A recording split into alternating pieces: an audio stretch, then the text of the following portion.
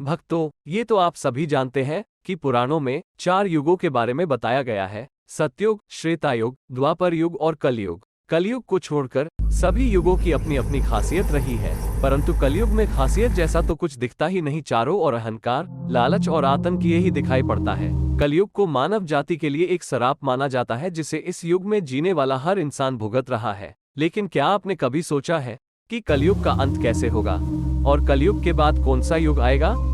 तो चलिए हम आपको इस वीडियो में बताएंगे कि इस कलयुग के बाद कौन से नए युग की शुरुआत होगी, कैसा होगा यह नया युग, और हमारे चैनल को सब्सक्राइब करें। स्वागत है आप सभी का भगवान भक्ति परिवार में। भारतीय ज्योतिष और पुराणों में सृष्टि के संपूर्ण काल अवधि को 4 युगों में बांटा गया है। ये 4 युग है सतयुग, त्रेतायुग, द्वापर युग और कलयुग। धार्मिक ग्रंथों के अनुसार युगों के परिवर्तन का ये 22वां चक्र चल रहा है। भागवत गीता में इस बात का वर्णन भी किया गया है। परिवर्तन ही इस सृष्टि का नियम है। जैसे एक आत्मा शरीर को छोड़कर दूसरा शरीर धारण करती है, दिन के बाद रात का होना निश्चित है। जैसा कि ऋतु अपने निश्चित समय के साथ परिवर्तित होती है, ठीक उसी तरह एक निर्धारित काल अवधि के बाद इस सृष्टि में युग का परिवर्तित होना भी निश्चित है।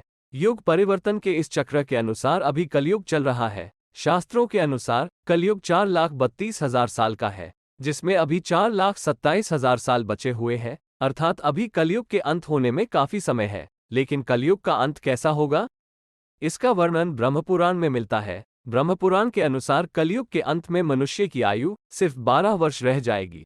इस दौरान मानव जाति का पतन होगा। जैसे जैसे समय बीतता जाएगा, नदियां सूखती जाएगी, अन्याय से दंड हासिल करने वाले लोग में बढ़ोतरी होगी, किसी की हत्या करने में भी कोई डरेगा नहीं। कलयुग के 5,000 साल बाद गंगा नदी सूख जाएगी और पुनः बैकुंठ धाम लौट जाएगी।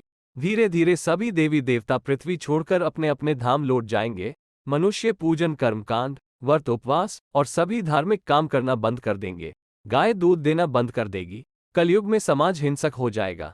जो लोग बलवान होंगे उनका ही राज चलेगा। मानवता नष्ट हो जाएगी, रिश्ते समाप्त हो जाएंगे, एक भाई अपने ही भाई का शत्रु हो जाएगा।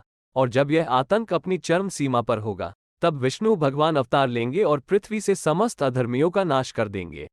श्री कृष्ण कहते हैं, कलयुग में जब पाप अपने चरम पर पहुंच जाएगा और पृथ्वी लोक से धर्म समाप्त होने लगेगा, तब मैं कल की रूप लेकर पृथ्वी लोक को पापों से मुक्त करूंगा और उसके बाद नया युग आएगा, वो सतयुग कहलाएगा। अर्थात सृष्टि युग परिवर्तन का 22वां युग पूरा करके 23वें युग में प्रवेश करेगी और फिर से नवयुग आरंभ होगा, जो सतयुग के नाम से जाना जाएगा। इस युग में मनुष्य की आयु 4,000 से 10,000 वर्ष होगी। पृथ्वी लोक पे फिर से धर्म का बोलबाला होगी। मनुष्य भौतिक सुख से मानसिक सुख पर बल देगा। मनुष्य में एक दूसरे के लिए नफरत की कोई जगह ही नहीं होगी। चारों ओर प्रेम ही प्रेम होगा। मानवता की पुनःस्थापना होगी। लोग पूजन, कर्मकांड आदि में विश्वास करने लगेंगे। सतयुग में मनुष्य अपने तपोबल से देवी देवताओं से बात कर सकेगा। इस युग में लोगों को अपने शरीर पर पुनः नियंत्रण होगा।